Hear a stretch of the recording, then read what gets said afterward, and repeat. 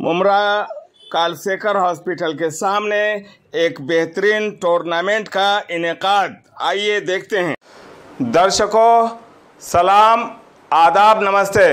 मैं हूं कैसर रज़ा हुसैनी और आप देख रहे हैं JS TV न्यूज़। आइए चलते हैं एक अहम खबर की तरफ।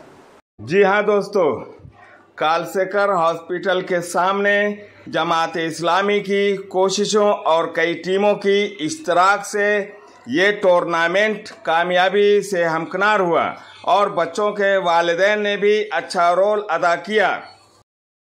ताज़ा अपडेट के लिए देखते रहिए। बहुत जल्द फिर हाजिर होंगे कुछ खास खबर के साथ। अपना और अपनों का ख्याल रखिए। कोविड गाइडलाइन को मलहूज रखते हुए खुद को महफूज रखिए। हमारे चैनल को सब्सक्राइब जरूर कर लें ताकि आने वाली न्यूज आप तक पहुंचती रहे। जो हजरात हमारे चैनल को पहली बार देख रहे हैं उनका इस्तकबाल करते हैं। याद रहे, 2 गज दूरी, मास्क है जरूरी।